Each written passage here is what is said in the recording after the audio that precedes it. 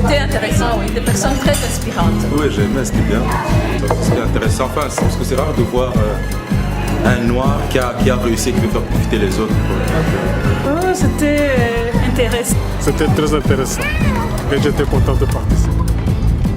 Un succès, plus que je ne le pensais en tout cas, par rapport à l'organisation, à la préparation, par rapport aux intervenants aussi qui étaient très impliqués, très imprégnés de ce qu'ils disaient, avec des témoignages personnels, du vécu, ça sent le vécu, avec le partage d'expériences. Je pense que c'était très instructif, très riche en renseignements. Et puis les échanges aussi qui ont pu s'installer dans la salle avec les participants, les questions qui ont pu être posées, des suggestions, des pistes. Ça démontre l'intérêt que tout le monde porte à ce sujet.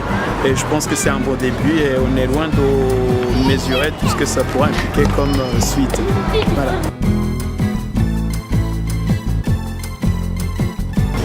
Je m'appelle Brigitte, j'habite en Nantes, je suis fan manager et je gère pour 2 millions d'euros. François-Xavier Kanya-Mihanda, je suis manager de la société Rafiki Exchange. J'ai un projet, je pense à un projet qui va avec l'alimentaire en Afrique. Je suis Francis, j'ai un projet pour l'agriculture en Afrique.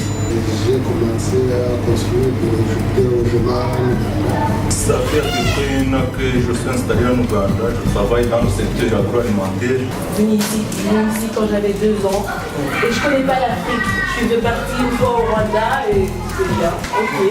J'aime bien Itoki, Nogi, j'aime bien Ougali et j'aime bien aussi la culture africaine. Merci beaucoup que vous avez quand même donné un exemple que nous aussi c'est possible.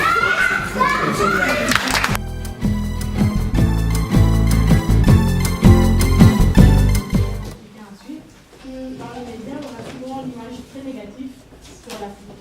On a souvent une image d'un continent de personnes assistées qui ont besoin d'être assistées sans arrêt, alors que l'Afrique c'est un continent à l'époque.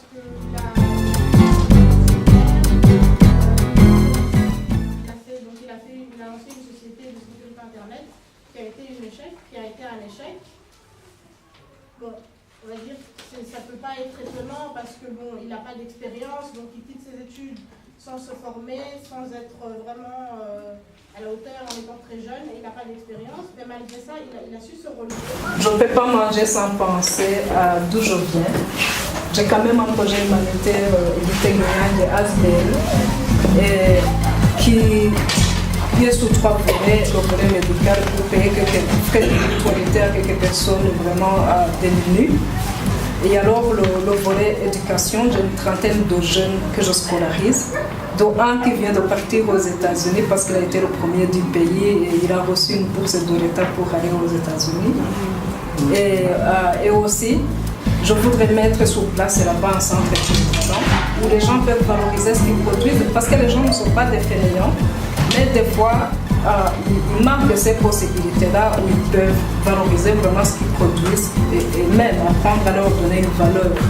Je parle de l'artisanat, je parle de la cuisine, je parle de spectacles. Oh, il y a un truc, c'est que les 2 tiers de toutes les terres agricoles au monde non encore cultivées se trouvent en Afrique. Et c'est là où je voulais en venir. Ça veut dire que l'Afrique a entre ses mains les 2 tiers de la solution alimentaire de la planète Terre pour les 35 ans qui viennent. Mes premières attentes, c'était déjà de faire partie de ces gens, de les voir finalement, des gens qui osent maintenant croire à l'Afrique, de croire surtout que l'avenir de l'Afrique appartient aux Africains. Et moi, je suis de celles qui croient que l'un des moteurs du développement, il peut venir directement des gens de la diaspora, donc qui finalement ont baigné depuis un certain temps dans le monde européen. Donc voir comment fonctionne cette société développée et finalement d'essayer d'aller appliquer ça en Afrique, mais toujours quand même dans le respect des traditions africaines et du respect des valeurs africaines. Oui, en fait, j'aimerais que de tels ateliers soient organisés le plus souvent possible parce qu'il y a beaucoup de personnes qui aimeraient bien faire quelque chose en Afrique, mais qui ne savent pas où commencer, qui ne savent pas où avoir des informations. Avec cet atelier, on peut acquérir beaucoup d'informations, on peut échanger, on peut être en contact avec des personnes qui ont de l'expérience.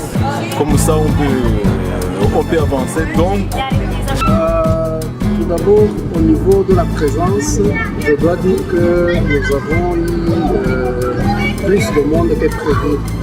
Donc, on a eu des résultats qui sont au-delà de nos attentes. Et au niveau de la qualité du contenu, nous sommes plus que satisfaits parce que les intervenants que nous avons invités, notamment Nathalie et Charles, ont été à la hauteur, ils ont convaincu.